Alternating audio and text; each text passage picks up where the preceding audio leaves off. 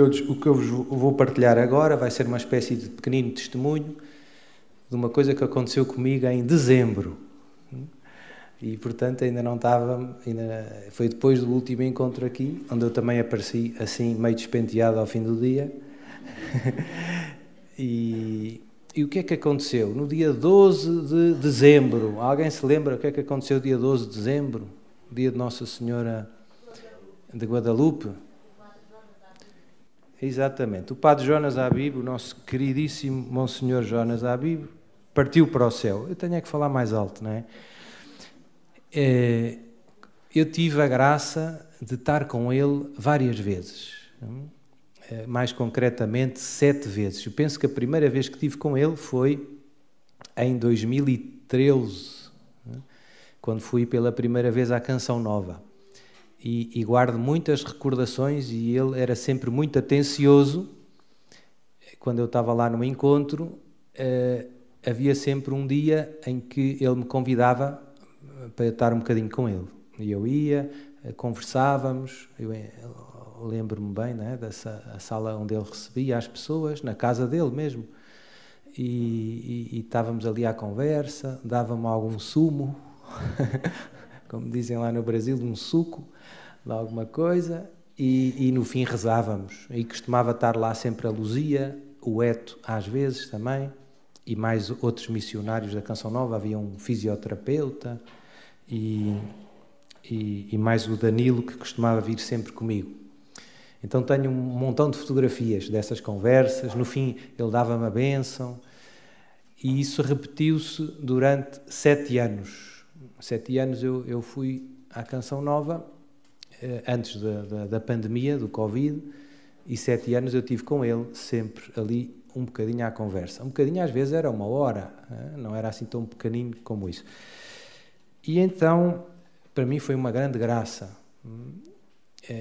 porque de facto ele é um homem extraordinário, um homem de Deus, um santo. Eu espero que a Canção Nova trabalhe, se empenhe agora no processo de beatificação. Há muito material, é fácil, não é? Porque o que ele pregou, o que ele escreveu, o que ele fez, está quase tudo filmado e gravado, ou uma parte grande. Portanto, não há grandes dúvidas de que este homem era um homem de Deus. E como todos os santos, eu penso que o mais comovente é a fé deles, a fé viva, a fé viva. Portanto, isso eu gostava de insistir, e isso está ao alcance de todos nós. Todos nós podemos ter mais fé e somos chamados a isso. Depois ele tinha um grande amor à palavra de Deus, não só meditava na Bíblia, mas estudava mesmo, não é? E isso vê-se também na pregação dele. As homilias dele eram muito profundas, não era só uma meditação superficial da palavra de Deus, era fome da palavra de Deus. Hoje tem a ver com o Evangelho de hoje, não é? Não só de pão vive o homem, mas de toda a palavra que sai da boca de Deus. E aqui já vai um primeiro recadinho. Que pena nós temos tão pouca fome da palavra de Deus. Nós temos alguma, mas pouca, no fundo pouca. Pois ele não era assim. Ele estava atento e ele sabia muito bem que Deus nos fala através da palavra. Deus, no tempo de Jesus não havia WhatsApp, mas a palavra de Deus, no fundo, é um dos meios mais poderosos pelos quais Deus se manifesta na nossa vida. Portanto, quando tu pegas na Bíblia e abres, cuidado. Apertem os cintos de segurança. Porquê? Porque Deus vai falar. E se nós quisermos ouvir, vão acontecer coisas muito bonitas. Há tantas histórias ao longo da história da Igreja de santos que perceberam isto com muita força. O outro que me vem à mente assim muito evidente é São Francisco de Assis. É muito bonito ver quem ler as cartas que São Francisco de Assis deixou e as recomendações. No fundo vê-se que era um santo que vivia intensamente a palavra de Deus. E quando às tantas perguntaram ao irmão Francisco, como ele gostava de ser tratado, qual é que devia ser a regra dos irmãos menores, não é? Dos franciscanos, ele dizia, o Evangelho, em latim era sine glossa, ou seja, sem comentários, sem ses nem mas. Não é preciso interpretar. O Evangelho como ele é, nu e cru, podemos dizer.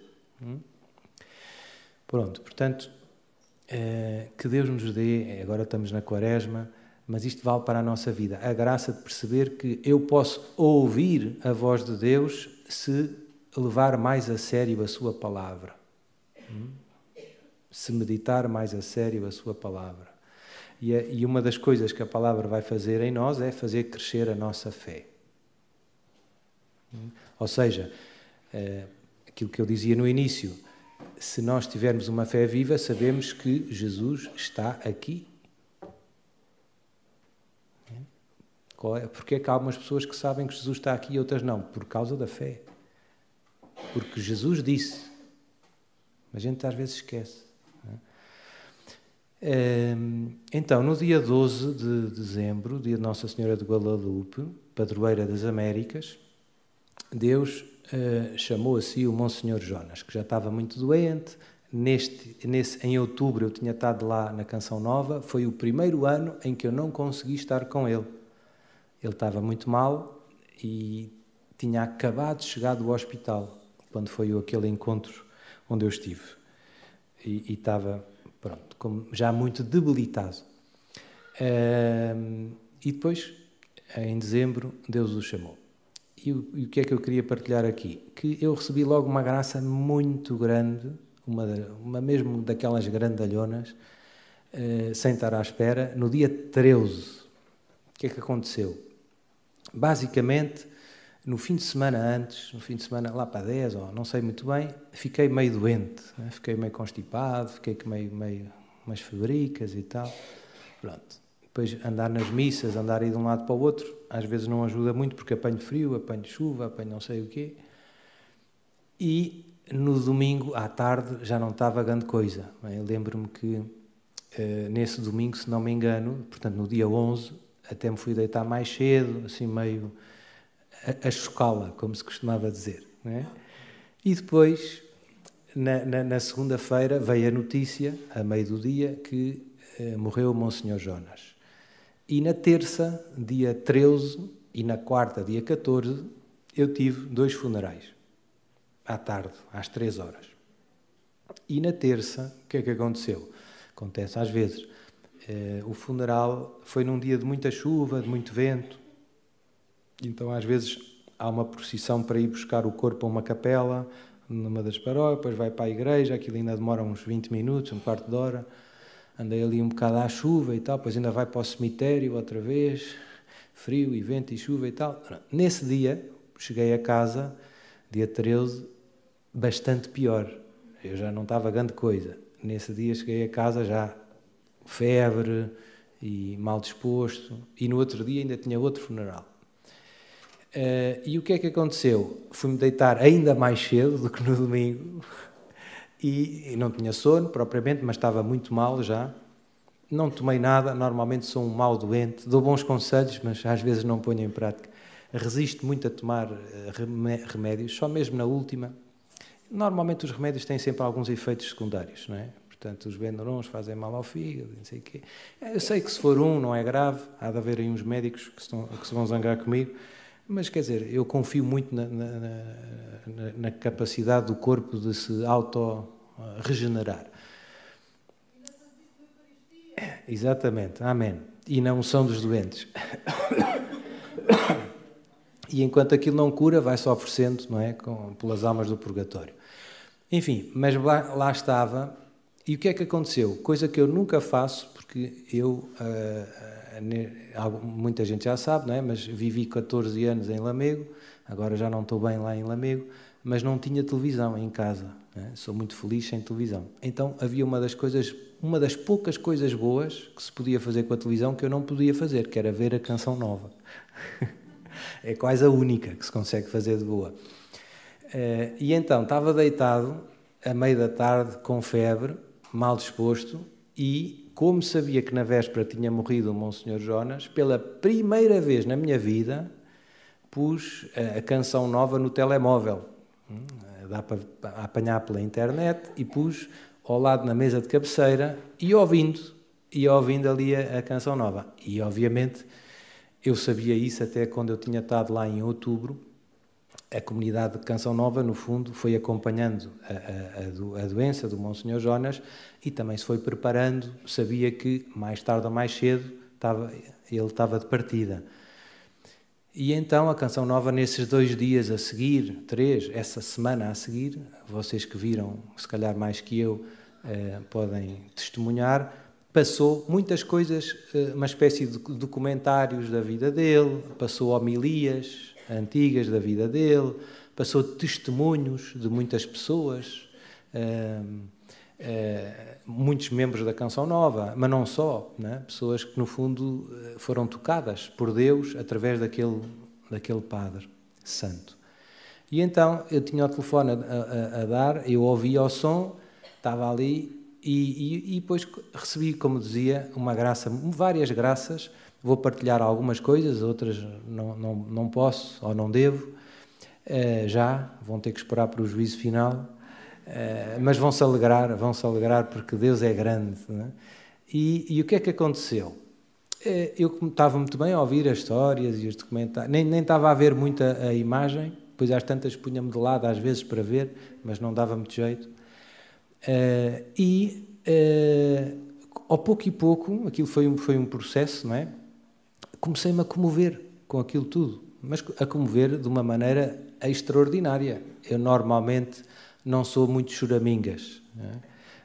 Regra geral. Pois não é que nunca chorei na vida, já chorei, mas é raro, não é muito frequente, não é?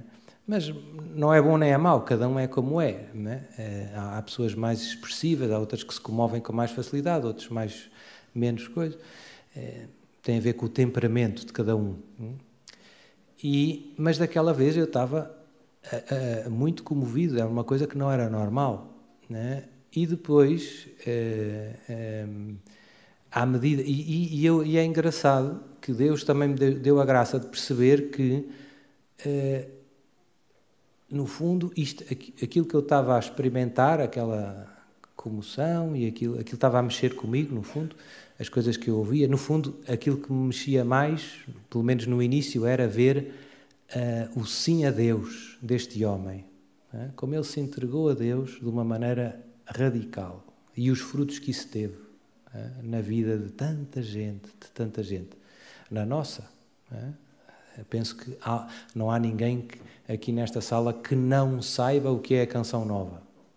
Penso que todos sabemos. Há alguém que não sabe o que é a Canção Nova? Todos sabemos, não é? Como o sim de um pequenino sacerdote teve um impacto enorme em tantas almas. E como eu digo, Deus, logo no início, deu uma graça de perceber que isto que tu estás, estas graças que estás a começar a receber, porque aquilo estava só no início, são por intercessão deste homem no céu, já. Ou seja, és o primeiro beneficiário. Ele morreu ontem, hoje já estás a receber. E depois aconteceu uma coisa menos normal, no meu caso, se calhar para algumas pessoas é mais frequente. Eu comecei a entrar num choro um bocado compulsivo. Comecei a chorar, e nem sabia bem porque é que estava a chorar. Não era só, se me dissessem, mas está com saudades dele, era muito amigo dele, não era tanto isso. Não, às vezes num funeral acontece, quando morre um familiar, quando morre um amigo, não era isso, não era tanto que pena que ele já não está cá. Não, eu até estava contente, quer dizer, Deus é que sabe, não é? Deus agora chamou-o para o céu, Deus seja louvado, não faço força, digamos assim. No fundo, para quem tem fé, morrer é bom, porque no fundo ele finalmente pode ver Jesus face a face. Nós ainda não é? Ver Nossa Senhora face a face, não é? Agarrar-se, puxar o manto, não é? E penso que, portanto, para quem tem fé, São Paulo, não é? Para mim, morrer é lucro, não é? Viver é Cristo e morrer é lucro. Morrer é lucro. Mas, portanto, o meu choro eu nem percebia muito bem no início o que é que era. E era uma coisa muito compulsiva, muito descontrolada. E às tantas, no meio daquilo tudo, eu já não me lembro.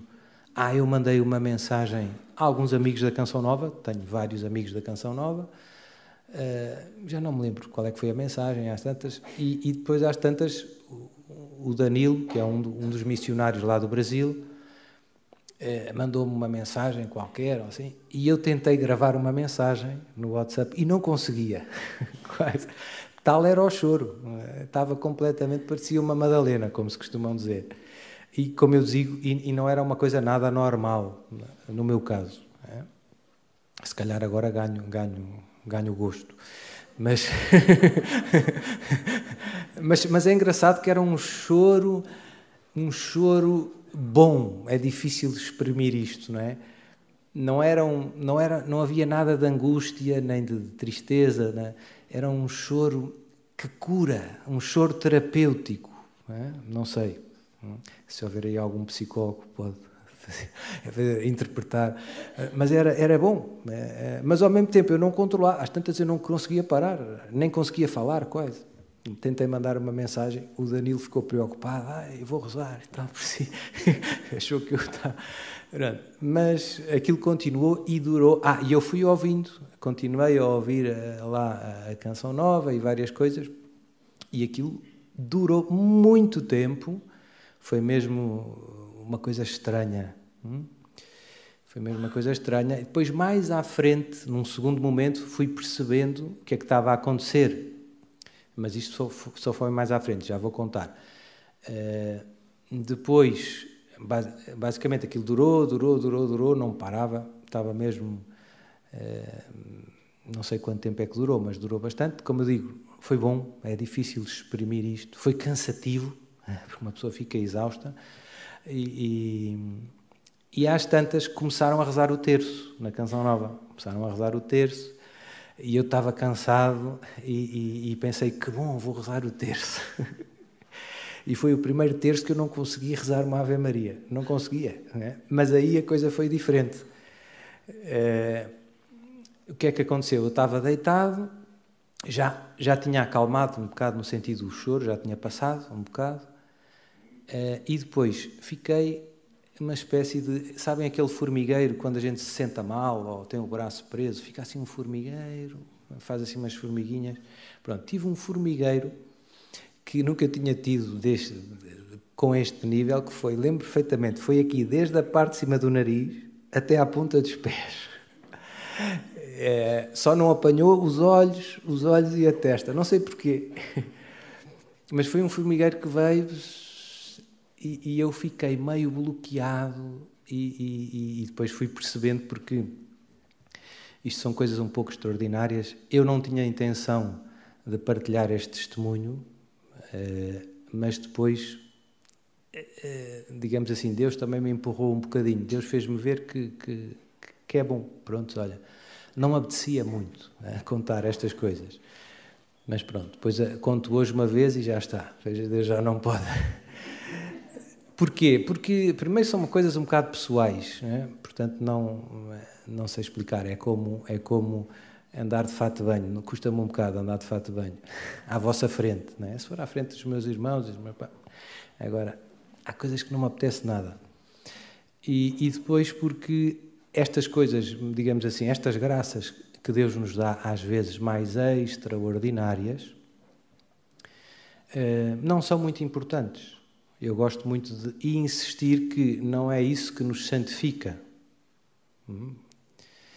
E infelizmente eu vejo que nos retiros as pessoas vêm muito à procura de sensações. Não é? Sou padre, ainda não repousei no espírito neste retiro. Mas não é preciso. Jesus, quando morreres, o que te vai perguntar é o mesmo que perguntou a Pedro. Pedro, tu amas-me?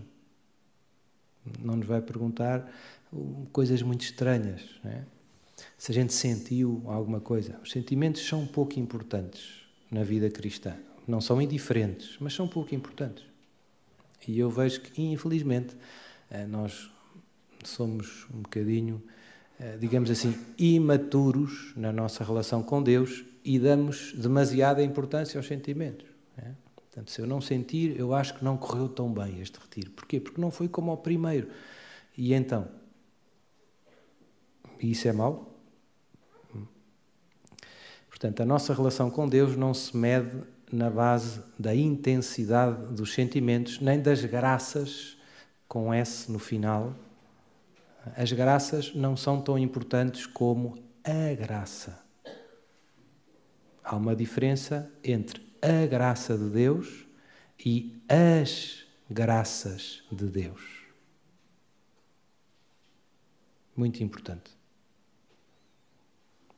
Vou repetir, é uma frase importante. Há uma diferença muito importante entre a graça de Deus e as graças de Deus. E eu vejo que é humano. A gente corre muito, vem a Fátima por causa das graças de Deus. Mas não vem a Fátima por causa da graça de Deus. Isso é triste. Pronto, portanto, voltando para o meu testemunho, que no fundo está mais na ordem das graças. Portanto, das coisas... Por isso é que eu digo, naturalmente eu não puxo para aqui, eu puxo para a graça. Mas pronto, Deus deu e Deus dá as graças, e as graças ajudam-nos a chegar à graça. Não é que uma coisa é contra a outra.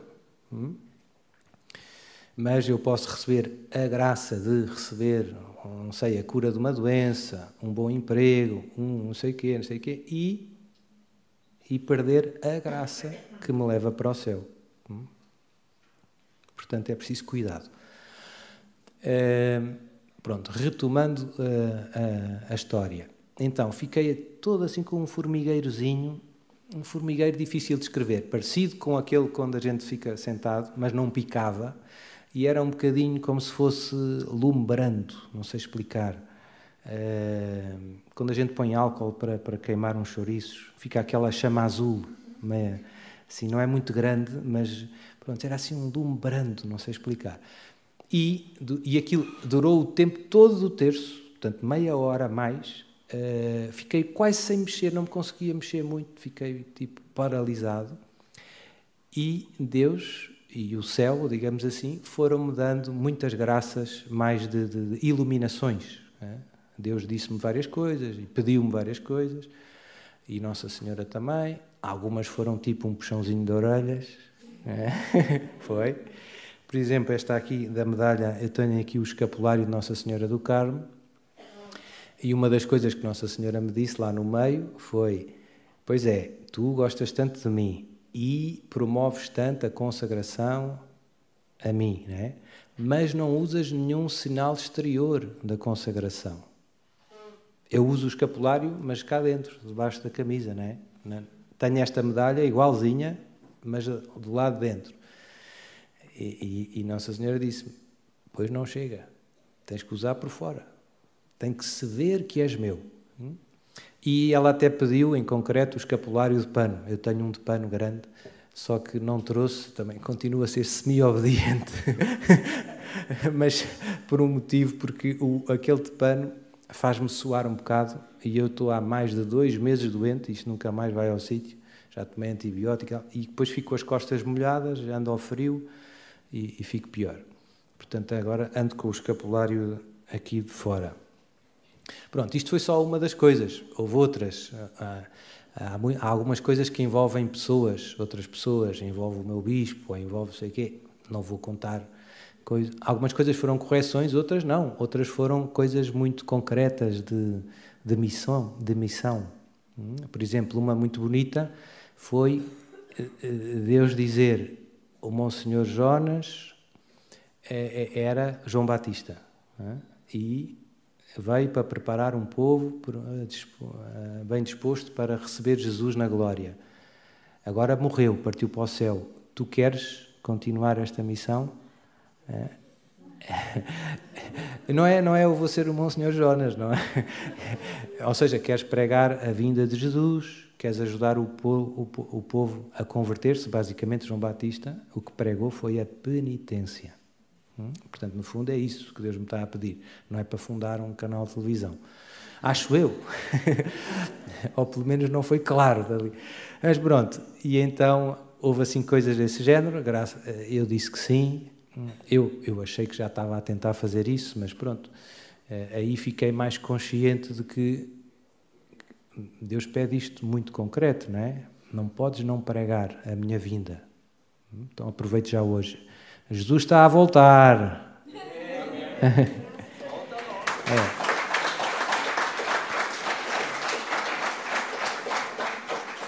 Eu sei que isto é uma coisa que soa estranha, as pessoas... mas o que eu gostava que vocês percebessem, Monsenhor Jonas tem um montão de pregações muito claras. Eu também tenho várias. E isto tem tudo uma base bíblica muito forte e também patrística, ou seja, os primeiros padres da Igreja, teológica. Embora nos últimos séculos, a partir da Idade Média até agora, tenha-se perdido um pouco esta tensão escatológica. Nós arrefecemos um bocado. Achamos que é sempre assim e pronto. Não, Jesus vai voltar um dia. E nós, em concreto, neste momento da história, eu tenho pregado várias vezes, estamos nesta fase numa fase da história da salvação, onde Deus vai intervir de uma maneira extraordinária para purificar a humanidade e para dar à humanidade um novo início, um novo capítulo. Esta intervenção não é só mais uma, como foi o dilúvio, ou como foi, sei lá, a saída do Egito, a libertação do Egito, ou como foi a vinda de Jesus à Terra. É uma em que vai haver um grande duelo entre o bem e o mal, nós estamos bem metidos nisto, e em que vai vir o anticristo. Não é só mais um anticristo, é o anticristo por excelência, e em que Jesus vai vir na glória e vai derrotar o anticristo. E muitos de nós aqui sentados vamos ver com os nossos olhos. Portanto, pregar a vinda de Jesus é dizer isto. Dizer isto hoje é um bocadinho arriscar-se a ser internado no Júlio de Matos. Ou no Magalhães Lemos. Pois é, azar. Se me quiserem agarrar, eu vou correr. Não, mas é verdade. Jesus está a voltar. Agora não vou desviar-me outra vez. Voltando a testemunho. Pronto, depois houve muitas outras graças, eu diria que de cura, de todo o tipo, física, interior e como eu dizia, e de iluminação e dicas, não é? E com mais alguns santos, São José, pronto, não, esses pormenores vão ter que esperar pelo juízo final. Eu sempre a tentar rezar o terço, às tantas, aquilo o terço demora mais ou menos meia hora, mas lá na Canção Nova, às tantas eu já estava cansado, fisicamente, já não. E então às tantas, por um lado era bom o que eu estava a viver, mas por outro lado era muito, não sei explicar. E então às tantas eu comecei a pedir a Jesus, Jesus, está bom, já chega, já chega.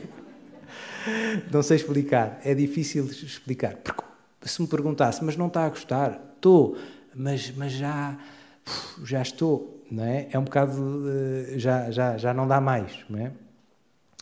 E então pedi a Jesus para parar, mas não parava, não é? E eu a querer rezar o terço e não conseguia. E é engraçado, pronto, esta parte do pedir a Jesus para parar e realmente parar demorou para aí uns 15 minutos, demorou bastante, ou seja, ainda estive ali, Jesus, vá lá, está bom, já chego, já percebi.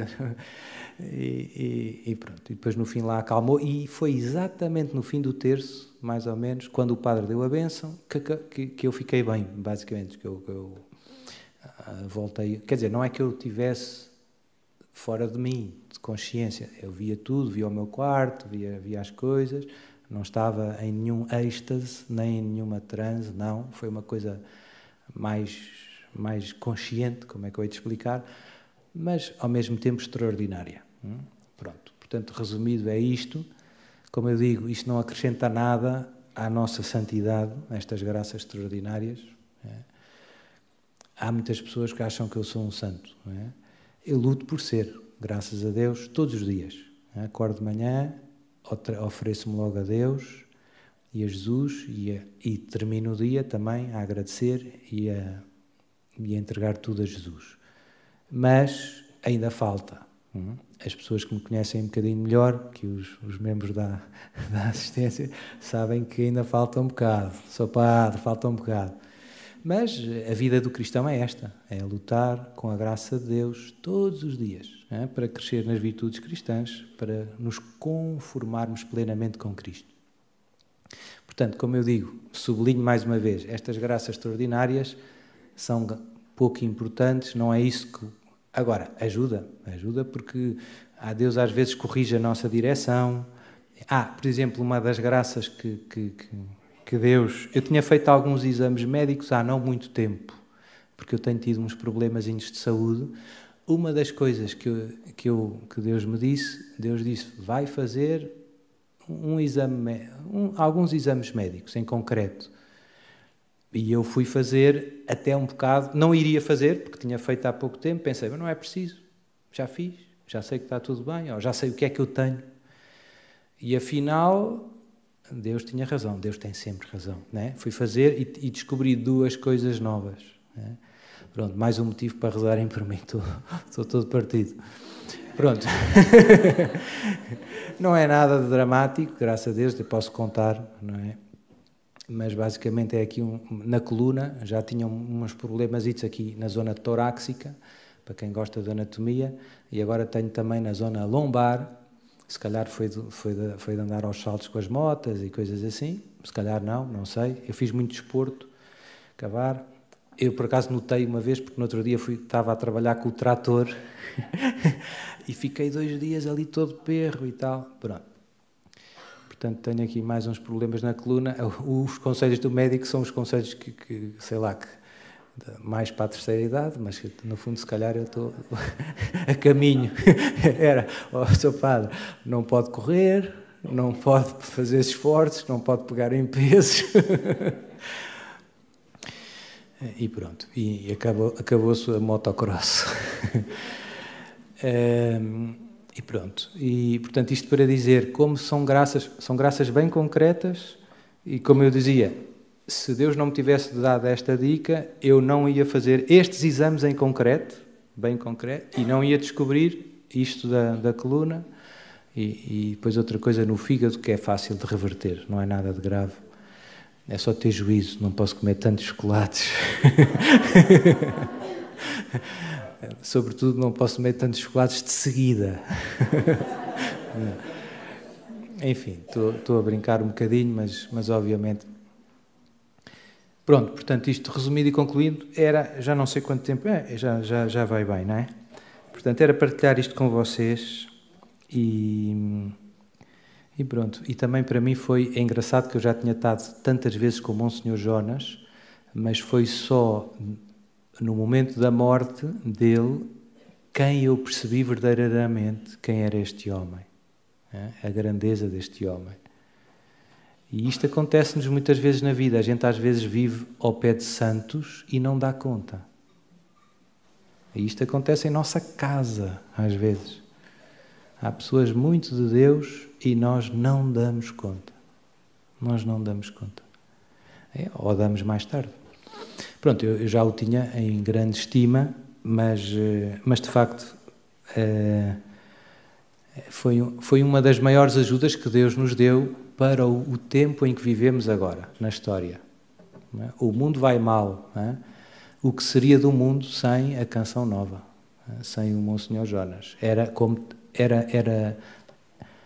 no fundo, estar completamente às escuras. Obviamente há outros, não é? O João Paulo II, Madre Teresa de Calcutá, Padre Pio, são todos santos que morreram há pouco. Há pouco. O meu avô teve com o Padre Pio.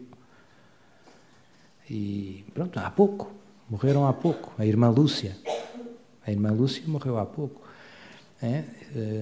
Portanto, são tudo grandes ajudas que Deus nos dá para grandes desafios.